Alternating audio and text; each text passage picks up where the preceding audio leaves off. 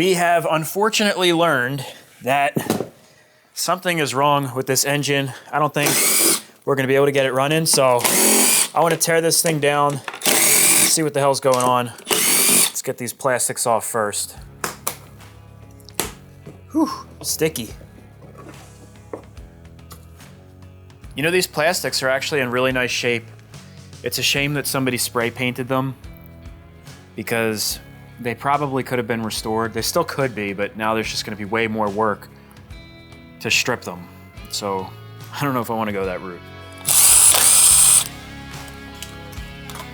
Looks like this airbox cover is just held on by a wing nut. It's kind of nice, so if you're out on the trail, you can take it off without any tools. I don't know if that's OEM or not.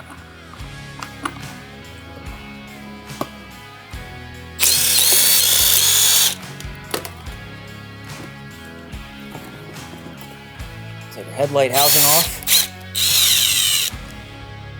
Gotta be careful with this stuff because it's not exactly dime a dozen. I'm already finding things that need to be replaced. Stuff like this grommet here for the front headlight housing. This one looks okay. Looks like we've got pretty nice and straight headlight cage. Shouldn't need to replace that. But just walking around, I'm noticing little things one by one. There's no way that this thing was ready. The gas tank is not bolted in place. It's just kind of floating around in there. Airbox, nothing is bolt. There's a bolt right there. But there's just a whole bunch of stuff missing. Looks like this. I don't know if it's an airbox reservoir. I'm not 100% sure what this is, but I am certain that that's not the OEM way that that's supposed to be mounted up. Looks like some custom holes drilled in the airbox. You guys can see better now. The grab bar is broken off. You can see back here, it is hooked up right there, but you know, it's really only hooked up by that one spot. So if you yanked on this and tried to pull the quad around or three-wheeler, that would bend. The plastics are actually in good shape. It's kind of upsetting because, man, if you've ever removed plastic or paint, spray paint from plastics, it sucks, man. I have a solution that I put on here and it lifts it away, but it just is not an easy job. And you're working with chemicals, which I try to avoid. This is clearly yellow. I think the other one is the same thing. Yep, you can see it's yellow. The tank cover will probably have no problem saving. You can see it was originally black on the underside. This is a nice, easy, smooth surface. So I'll be able to strip that, and then I can probably, it looks, I mean, the spray paint may be hiding some imperfections, but it looks like it's in pretty good shape. So I bet you if I strip that off, even if the plastic is dull or has some imperfections, I can probably restore that. Front fender is conflicting because it looks like this is in pretty good shape too. You can see what it looked like on the underside. They didn't paint that. Back here, there's a little bit of I think that's a melt mark from the exhaust, but I could shave that and make that look nice. The thing is, maybe I'll do a small section, but restoring the sections of these fins would be a pain in the ass, and this is a replaceable part. So I'd like to keep it OEM. You can see right here what the finish underneath looks like. I could polish that up, and that's more than likely what I'll do with the front fender. And then the headlight housing, you can see this was yellow as well, and man, they sprayed everything inside and out. This thing is going to be a pain in the ass because of these little fins getting in there. You can see the yellow underneath, and it looks like they painted over stickers and everything. I don't know if you guys can see, it looks like there's a sticker under there. So it'll be interesting to see what's underneath. The headlights appear to be in pretty good shape, and I think they're a common size. So I'm gonna see if I can find LEDs to replace these with. Since we're doing a resto mod, I'll save these housings, but I bet you we can find some LEDs that'll fit right in position, and that'll be way brighter than these are. And here's a look at the rear fenders. Oh man, it's such a shame because these look like they were in such good shape. I'll show you guys the underside. You can see that they look pretty nice. I don't see any like damage to the plastics, but they were painted over, and you can see the original warning stickers and some of the overspray. These were definitely spray painted. It's gonna depend on the color scheme. If we're gonna do black front and rear fenders, possibly I'll restore them because that's like, I think it's about 450 to 500, it's $500 for the front and rear fender. But it is nice just having new fenders, and if we're gonna switch to white or yellow, then we're gonna have to get new plastics because I'm not gonna spray paint them. I would be restoring these to whatever finish is underneath, with the exception of the headlight, unless we go yellow, and the side fenders because they're yellow as well. So, you know, I really just I don't like doing spray paint, but if I have to, you know, that's the only option we have. Also, as I'm taking this stuff apart, I've got a box here with my hardware because this will all be zinc coated by Motoblast. I've got the carburetor sitting right there, and I just started my list of parts that I need to order. First thing is going to be headlight housing grommets. Sorry for my crappy handwriting. But before I order anything, I will be checking over the parts bike. And as you can see, this has got good grommets, and they're soft too. So they're not dry rotted or anything, so I actually won't have to order them. Any stuff on here that's available on the parts bike, we'll put PB for parts bike. I gotta stay as organized as possible with this build because this is a super unfamiliar platform. I've never worked with these. I don't know where things are gonna go, and I still don't have a service manual. So I'm gonna be heavily relying on schematics because a lot of this hardware, based on the restoration that was done on this previously, it's probably not the original hardware. And I wanna make everything as original as possible. So there's gonna be quite a bit of tedious work with this. All right, let's get this exhaust off. And I think the grab bar is gonna come with it. I'm looking at this thing a little bit closer, and you can see there's some homemade spacers on both sides, and there's even a little grommet on this side built into the grab bar for an exhaust that would be on this left side. So this is not the TRI-Z grab bar. Somebody homemade this. There's holes drilled in this and stuff. It's a piece of junk. We've got this one bolt. Yeah, this is junk, dude. Look at this thing, man. You can see there's holes drilled in it, both sides. This is that piece there. It's built for a separate exhaust. This is not a part of the grab bar. That's like a spacer that they put in there. And there's the piece of the frame that actually ripped off.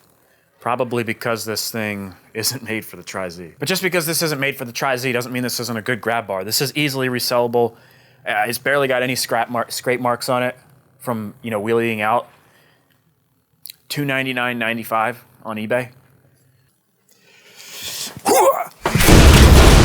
Let's see if we can get this off of here. Oh yeah, no problem. This is kind of interesting. If you look at the exhaust, there's like this welded triangular portion up top here. I'm guessing that's for flow. It's just kind of a weird design. And like, does that really do much? It's definitely supposed to be that way too, because on the parts bike, the same silencer is on it and it's got that same thing. Weird. Let's see if this head pipe comes off. Ooh, look at that. The upper mount is completely ripped away. It is a pretty nice exhaust though. I don't see any dings or dents. Could definitely reuse this. Guess this air box, we can get out of here. It's interesting that the previous owner would drill holes in the bottom of this air box on both sides as opposed to drilling the top. That really defeats the purpose of waterproofing. At least the one on the parts bike has no holes drilled in it, so we should be good to go. These radiators look extra fun to take off.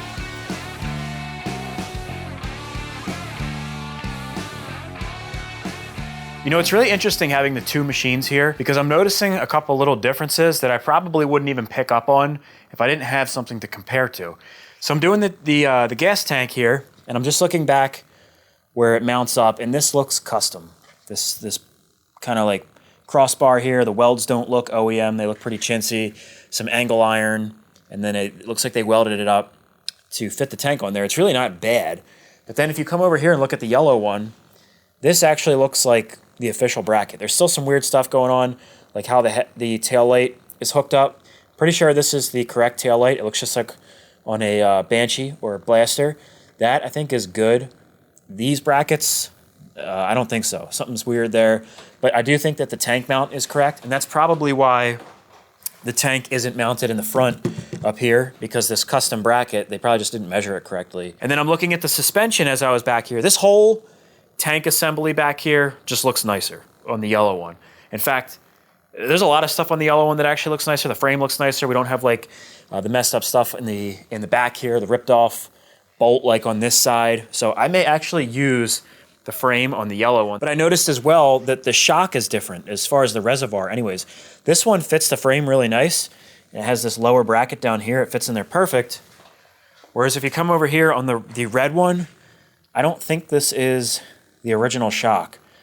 It's a different style, and then this whole deal down here, I just don't think that's correct. Maybe that's an upgraded shock, I don't know, but I think both of them are rebuildable.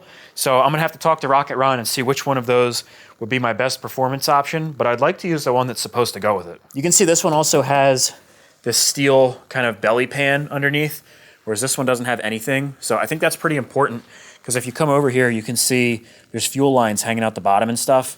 And we definitely want to make sure that all that stuff is nice and protected. And also, thanks to your guys' comments, I believe we've got two 1985s here. For one, if you scratch away the red paint, it does have yellow paint underneath, so I think this was originally a yellow frame. I also measured the front forks, and they are 35 millimeters wide on both sets. And on the 1986, that's when they upgraded to 39 millimeter forks. So I'm pretty sure both of these are 1985s. So it's a bummer that it's not the faster model, but realistically, for this project, it doesn't really change anything. And who knows? Maybe this engine's actually an 86. I mean, there's a lot of stuff on here that isn't exactly year specific. Oh wow, this is finger loose. Oil looks good. I mean, relatively, yeah, it looks like shit. Wow. Yeah, man, you can see some swirls in that. That's freaking nasty. Definitely some coolant got in there. And the closer I look at this thing, the worse it gets. You can see we got mix-matched bolts, got rounded out or stripped out Phillips heads. And the worst part is the motor mount's not even installed in the front.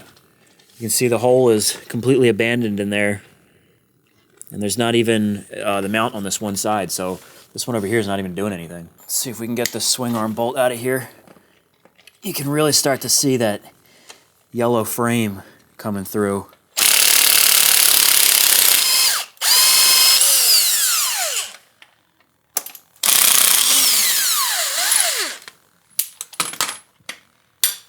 Haha, yes!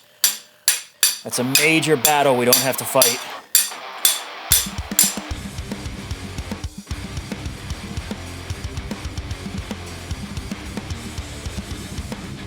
Vintage chain, $100.99.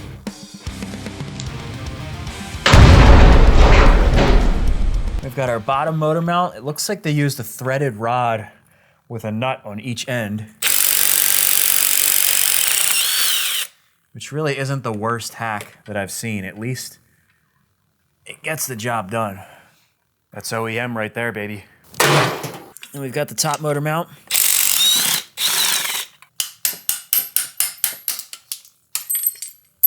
We got some more 1/2-inch bolts up here, probably from a hardware store.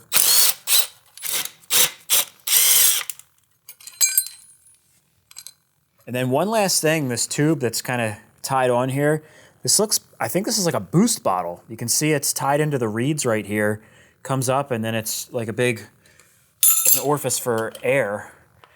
I don't know if it's the same kind of deal with the TRI-Z that it is on the Banshee, but we'll probably delete this if that's the case.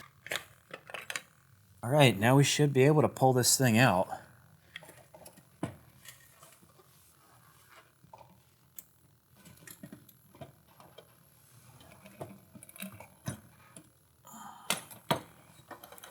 Not bad, not bad.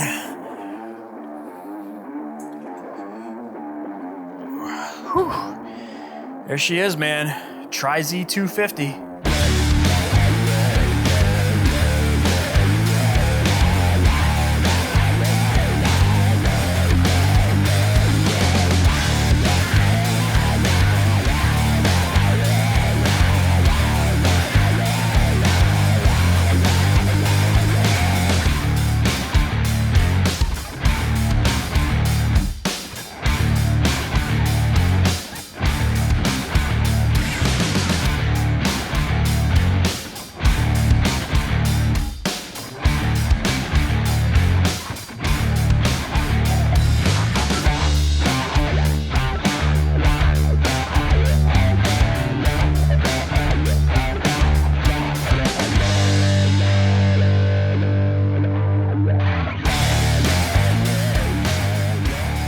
Suddenly this thing isn't as nice as it seemed after we first washed it, right? Yeah, that's what I was thinking too.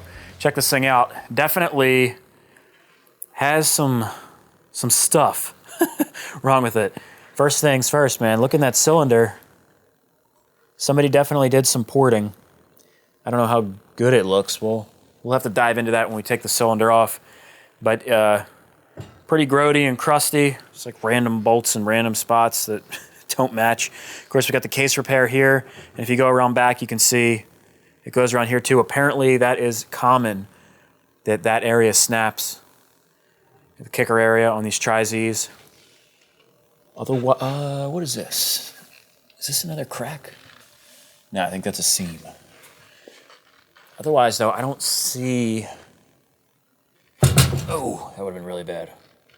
I don't see any other spots with like JB Weld or anything, though. So, I mean, relatively, not too bad. We've definitely got some work to do, though, because we want this thing to be absolutely perfect. So let's go ahead and tear it down. I want to see what's inside. All right, here we go. Let's start off with these reeds. I am really excited to see what's going on with the cylinder. Reeds is something I was searching to see if there's an aftermarket. Our boot looks nice. Still got the stuffers on there. A lot of times people cut them off. Not just on the TRI-Z, but just in general, I've noticed. Here's our reed cage. They appear to be in good shape. Man, that is a wide open port. No bridge. You can see it is just wide open. It doesn't look like anybody's done any intake porting. And you notice there's one small little port on the left side. I wonder if that's supposed to promote like a vortex, pulling air in just from the one side. You know, like a vortex in the crankcase or something. Not sure. It's also possible that was put there after the fact. There are some platforms, I think the Quadzilla, they'll actually add ports. Interesting just on the one side, though. Gotta get a sneak peek of this piston. It doesn't look bad. I see water on the piston. There seems to be a lot of water in this engine. We had some in the carburetor, looked like a little bit in the fuel. I don't know if that's a result of us washing it or if it was just in there over the years. Usually, you know, I don't typically get water inside an engine, so I'm thinking that maybe some of the seals weren't tight and maybe it just got in there. Oh, dude, that is gross. Look at that, dude. Oh, man.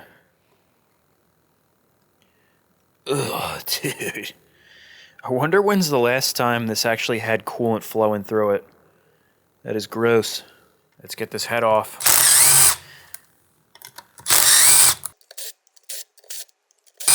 Oh, no studs came out. That's good.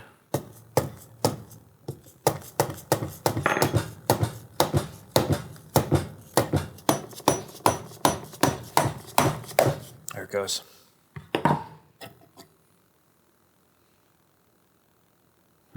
Oh yeah, we've got some damage. Look at all of the beads of water on top of the piston. I think that we were pulling water in from the coolant jacket. You can see there is liquid in there, even though we didn't really have much in the radiator. This probably had a blown head gasket and it was pulling in coolant. It's all over the dome. See the little beads? That's why this thing wouldn't start. We would have had to pull start this and pull start it hard, and maybe we could have got it to fire just slightly, and then it would have ran like absolute crap because it must have been pulling in a good amount. I mean, it's all over everything. There's also, you can see some transfer right here on the side of the cylinder. So that is aluminum from the piston. It probably got so hot that it melted away, and then it actually sticks to the cylinder wall. That's called transfer. So that's not a good sign. I don't really feel any scoring, although I do see some lines. Let's drop the piston a little bit so maybe we can see a little bit more of the cylinder walls. Oh yeah, you can see on this side, there's a little bit of transfer as well. And just a lot of wear on the cylinder. That's where that big spot of transfer is. We'll probably see this side of the piston will be all smeared. The piston top looks okay. Curious what the underside of the piston looks like. You can actually see where the scratch marks start. So somebody went in there with like a rasp or some kind of burr tool and I guess like opened up the end of the exhaust port, but you can see the black paint. That's probably from the factory. None of that, I don't think anyways, was touched. So this doesn't look like it really has any port work at all. It's just up here in the front, which I don't know why they would do that. Maybe there was like an imperfection in the case and they wanted to smooth it out, or maybe they just had no idea what they were doing and they thought that would do something, or shit, maybe that's a really small port from the factory and they actually did open it up. I'm really not sure. Really, what I think doesn't matter.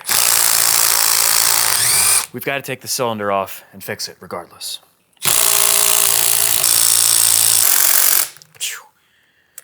These things are tight. Man, we went from the blaster, which had finger-tight cylinder bolts, to this damn thing where I need the freaking M18 impact to get them off.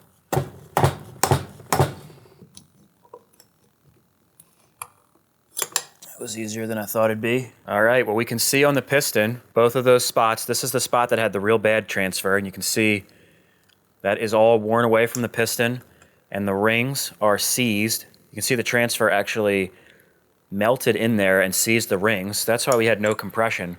And then on this side, in the back, was where that other little area transfer was. Got real hot and melted it away, and you can see up by the rings it's a little messed up as well. So really fat chance that we would have got this thing running. You can see water, probably coolant, all over the piston, down in the crankcase, and God only knows the bottom of the crank is probably filled with a little bit of coolant as well. So this thing was not starting. All right, let's get this piston out of here, see if we've got any signs of being hot on the underside.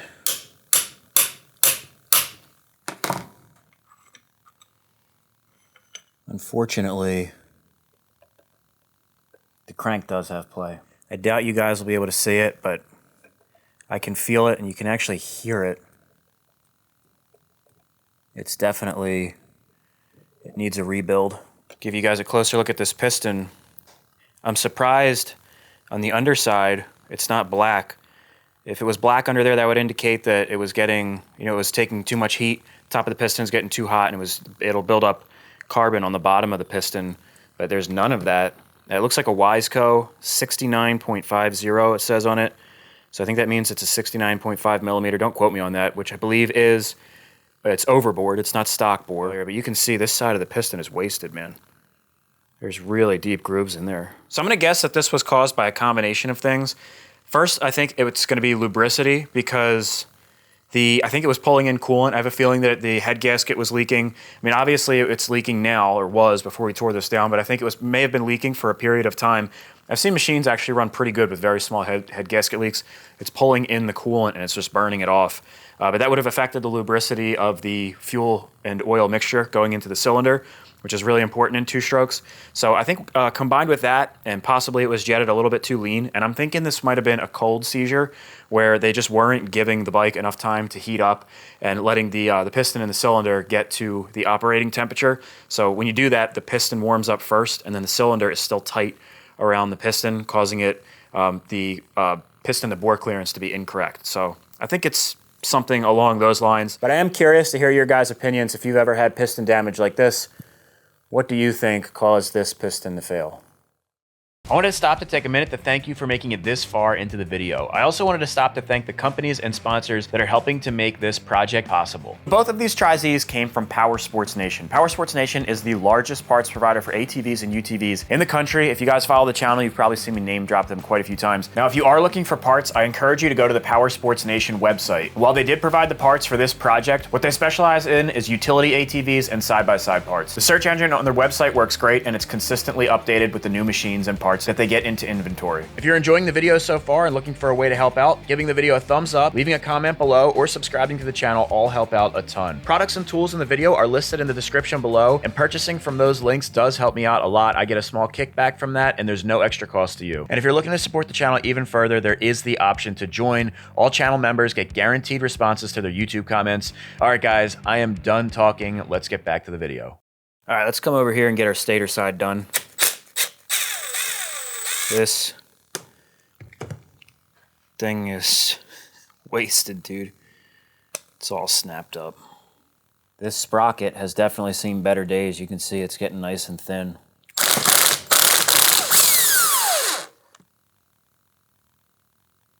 Of course, we've got our beloved Yamaha Phillips screws.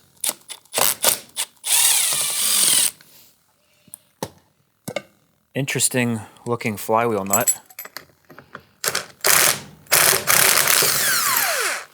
See if this will take a Banshee flywheel remover. Looks like it. So this just reverse threads into the flywheel. You want to make sure that's threaded in there pretty good, because if you don't have enough of the threads caught on there, you can rip them out. That would be bad.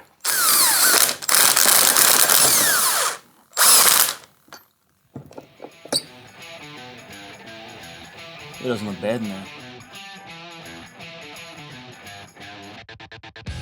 This actually has an adjustable stator plate. You can see the slots where it bolts up. And up here is the hash mark. And you can see this little arrow right here. I imagine that wherever that's lined up with on this hash. Now, I don't know if that's correct or not. It almost looks like somebody put that hash there, but just at first glance. So I'll have to research that. Now, if that is how this works, you can see the arrow is slightly rotated to the right. So whoever put this on last time actually has the timing retarded maybe 2-3 degrees. You know, it's interesting seeing that timing was retarded a little bit, because if you guys remember in the last episode, I had the picture that showed all the upgrades for the 1986, and we're assuming this is a 1985. In 1986, it said revised retarded timing, I think it said. So I wonder if these TRI-Zs actually ran better. They came from the factory a little bit too advanced, so setting it back a little bit actually made them run better. I don't know. Let me know in the comment section below if you have any info on that. Now, this may get messy. Apparently, this is a common area for case brakes, so I'm curious to see what it looks like behind this little plate here.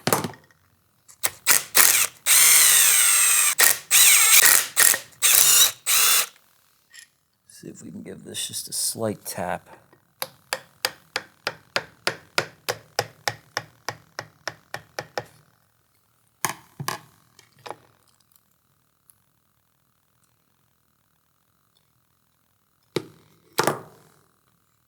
There's actually a bolt in here holding the clutch cover on, and you can see the weld. They welded on the inside too. It looks like they did a decent job with the repair. It's a little bit messy. That's probably why there's all this RTV all over it. You can see all this up here. It's pretty nasty. Not sure what I'm going to do about that.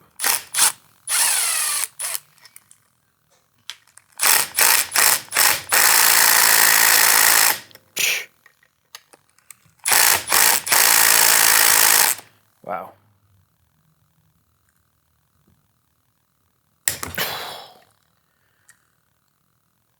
Jeez.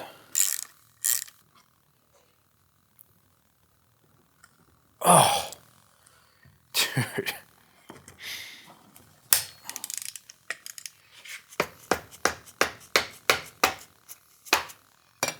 If you're ever going to pry like this, you got to be really gentle and use a nice wide, flat screwdriver.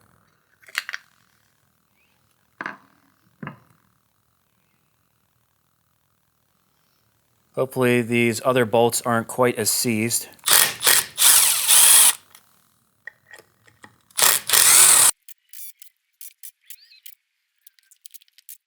All right, I think we got all of them.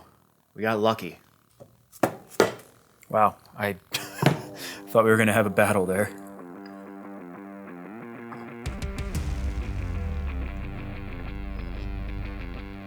Not bad.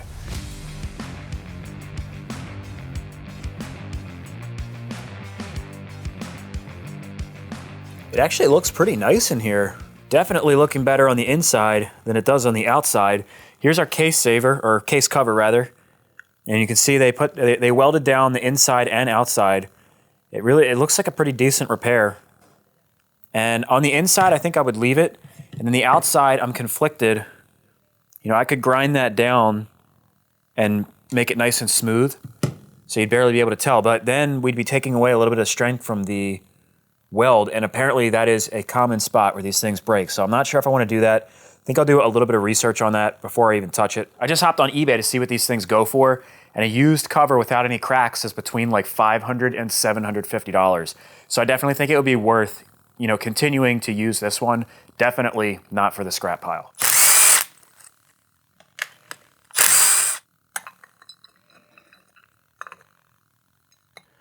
Man, this clutch pack is stuck in here.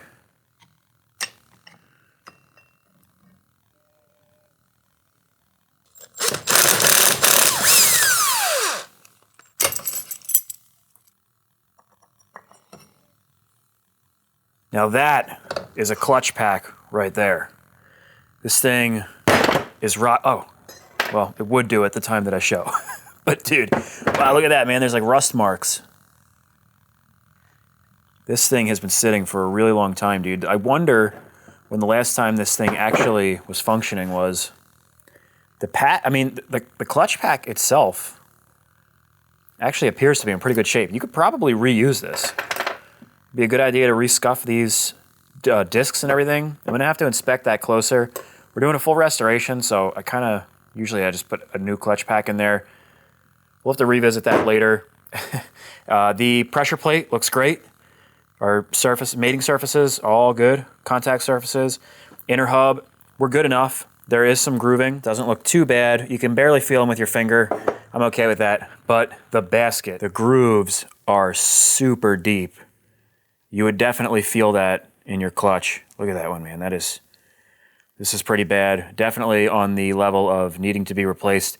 Yeah, you could file them down, but I've learned in the past that when you do that, if you don't take a perfectly even amount off of each one, you're getting different amounts of pressure. You know, these contact areas, if they're not all even, then some of these lugs will have more pressure than others, and then they end up snapping. So that can be a good temporary fix, but this basket should really be replaced. The other thing I noticed is that there's play. I don't know if you guys can see that, but the bumpers inside should probably be replaced as well. So I'm going to see what we can do about possibly getting a billet aftermarket basket, or at least either an OEM or I'd like to do something there. The rest of everything else looks really nice in here, though. It doesn't even look like this was ever really torn down, you know, beyond where it is right now, which that's unlikely, but who knows. I'll tear the rest of the clutch side down, and I'll see you guys when it comes to splitting the cases.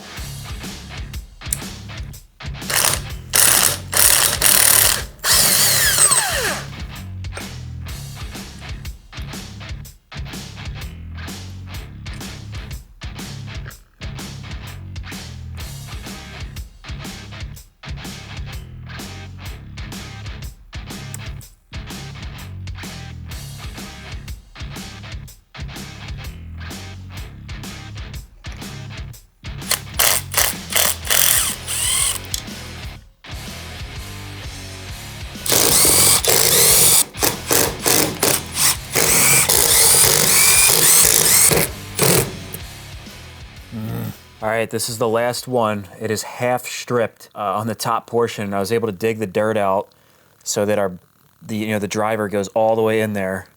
And I'm gonna try what's called the snap. I call it the snap trick. Make sure that's all the way in there.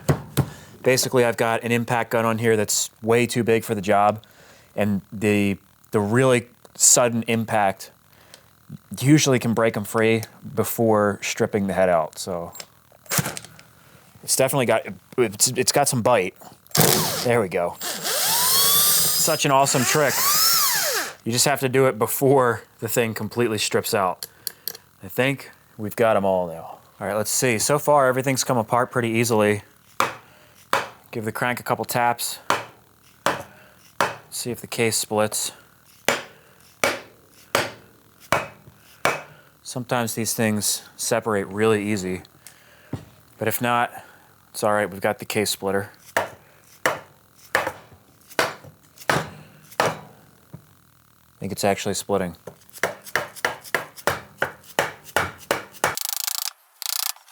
Give it just a tiny bit of encouragement back here. It seems to be stuck in the back.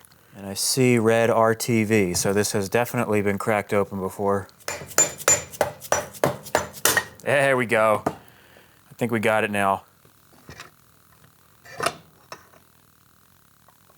1, 2, 3, 4, 5.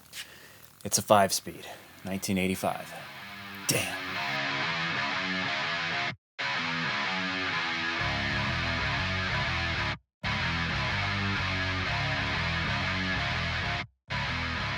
Man, I had this little shred of hope the entire time that I was tearing this thing down that we had a 1986 engine, but it doesn't look like it. Looks like we're stuck with the 1985, but I think this thing is gonna be a ton of fun anyways. And I mean, realistically, man, it's probably still gonna be too powerful for me. There is our transmission. You can see 1, 2, 3, 4, 5 gears. So it is indeed a 5-speed. I don't see any broken gears or anything. The shift forks look like they're in great shape. So I think the bottom end, as far as the transmission goes, is good. Here's our shift cam. Looks good to me, man. The only thing will be this bottom end crank. I don't know, again, let's see if you guys can see this. There is a small amount of play there though. That's gonna have to be rebuilt. And then of course, we're gonna have to get a new piston. We'll bore our cylinder out, or I will be re-sleeving it. It's gonna depend on what bore this whole sleeve was on. Maybe we'll do a little bit of porting. Then of course we'll have to take care of the clutch, see what we have going on there in the aftermarket department. So I'd say we're in pretty good shape. I know the top end we can get all replacement parts for. The only thing I'm a little bit worried about is the clutch, but I'm sure we can figure that out. As far as the 2 rollers go, I'm gonna part those out on my own. Realistically, there's not that much left to do. You know, the front, we've got, you know, the forks come off nice and easy, and then the rear end, it looks a lot like a Banshee. Hopefully, unless the axles get stuck, that's gonna be a pretty boring job just tearing those down. So I'll tear those down and then separate the parts into bins according to the colors that they're gonna be, and then they will go off to Bonehead Performance to get powder coated. Now, speaking of colors, I did make a rendering so that we can change and play with the colors. Let me show you what I'm working with. Okay guys, so here is our stock photo of the TRI-Z 250. This is the 1985 color scheme, and I'm pretty sure it's the original color of the machine that we're restoring. I think both of them are 1985s. So I've already gone through and manipulated this photo. A lot of people ask me how I do this or what program or website I use. You have to do it yourself, and I do it in Photoshop. So unfortunately there's no website or anything that you can just go, you know, plug a machine in and make it work. It takes a couple hours to do. I do have other videos where I show how to do it. Anyways, let's go ahead and play with the color scheme. So of course, you know, we do have the option to just do original yellow, but I think, you know, that's been done plenty of times before. We don't exactly have a barn find kind of machine that's like unmolested or whatever you want to call it. So I think it's okay that we change up the colors. A couple people said to do the white and red color scheme, only do blue and red. So let's go through here and change up the colors. I have everything labeled here. And first let's put the LEDs in there. So that is approximately what the LEDs would look like. These are the LEDs that I bought. It's really difficult to find the perfect size. These are 4.37 inches wide and they're 2.4 inches tall. And it should look about like this on the machine. So it's not super tacky. I'm hoping that it looks good. If it looks weird, we're not running them. I don't want to have some weird looking LEDs. Sometimes you do stuff like that and it just becomes really strange. Okay, so frame, let's change up the color. I've got blue on there like that. We can change this stuff up too. We can literally make it any color that we want. So let's go back to, we'll do 234 is the blue that I had. And we'll go up the list here. The rear fender, make that white. Radiator guard, white. Headlight housing, blue. Front fender, white. What else do we have? The seat, I can change that to blue also. I'm thinking about leaving it black, unsure. We'll put it blue right now. And then the rear shock, you can see it back here. Make that white. The grab bar, I would make that kind of like a flat black. Wheels, we could make those black. I think I'd really like to leave them gold, but I did put the option in there just so that, you know, we can change it and see what it looks like. Behind the headlights, I'm just gonna fill that in. That just kind of makes it look a little bit more natural. And then the tank, we could change as well. I'd like to keep that black because it's originally black, and I'd like to do the least amount of painting that we possibly can do. So we'll just see what it looks like though. If we change it, we'll go to colorize and we'll do 234, just like the headlight housing. Pull the saturation up. That looks kind of cool. It's like a candy metallic blue, but we'll make it match here. Maybe right there. I mean, that looks pretty good. That's basically the same color scheme as the red. Here's the red and white, the OEM colors from 1986. So basically we'd be replicating the same thing, but in blue. So it'd be Yamaha colors. I think that'd be kind of cool for the resto mod thing because it's sort of original, but it's also wildly different if you think about it. And I don't know if you guys noticed too, but I have the forks on there also, the upgraded forks. So this is pretty close to what it would look like after the restoration. Now the way I have this set up, we can change any of these colors. So one of the things that I have in here is the wheels. So we can make black wheels. You know, black is a really clean color, but I think it just takes away from that OEM 80s gold wheels. I think we have to do the gold wheels. You guys let me know in the comment section below. I think that's a staple. It has to be that way. Now the plastics we could change. I think, you know, we could do the yellow plastics. That's an option. That's really the only thing where we're kind of bound is the plastics. So we've got yellow, red, and white available. I don't want to paint the plastics. The radiator shrouds and the shroud around the headlights, we have to paint that because they're not available in different colors. The gas tank, That is black, the one that we have, and we could paint that too. That's another one of the things that's not available. But the fenders, I don't want to paint them. I'd like to get new fenders for it. Or if we do go with black, I can restore the ones that are on there. I'll have to strip the spray paint and stuff. It's gonna suck, but I'll do it. So let's see what it would look like if we do black. So that's what it would look like with the black fenders. I mean, that looks good too. Let's see if we change this tank back to black. That looks pretty trick, dude. The seat cover, let's see if we make that black.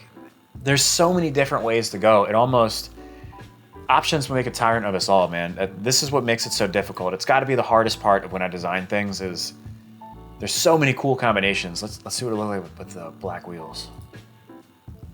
That's too much black. I think it looks good with the gold wheels. Oh man, let's change the frame color. What's another color we could do?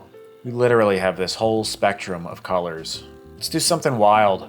Let's do lime green. You guys know I love lime green. We'll change that and we'll change the seat. The seat might look good black with lime green. Nah, that clashes with the gold wheels, but let's just do it just for shits and giggles.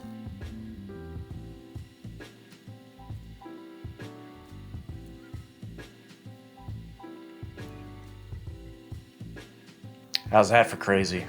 Obviously, we're not going to do that color scheme, but it's just fun to play with this program. So what I'd like to do is leave it up to you guys. Let me know in the comment section below what colors you'd like to see on this TRI-Z. The only limitations, like I said, are going to be the back plastics, the front plastics, and that's it. I want to make sure that they're either going to be yellow, black, or white. Everything else, completely customizable. And I do want to stick to the resto mod theme, so nothing too crazy like the watermelon machine that we just designed, but I'm really curious what you guys suggest. I'll be skimming through your comments. I'll see which is most popular. I'll make a few renderings and then we can vote on it. So I appreciate you guys hanging out in the garage today. I think we've got a pretty good start on Project TRI-Z 250. I've got a lot of parts to order and a lot of organizing to do and a lot of stuff to clean. So I'll see you guys in the next video. If you enjoyed this in any way, shape, or form, please give me that thumbs up. That helps me out a ton. And also consider subscribing to this channel for more videos like this. I'll see you guys in the next one. Peace out.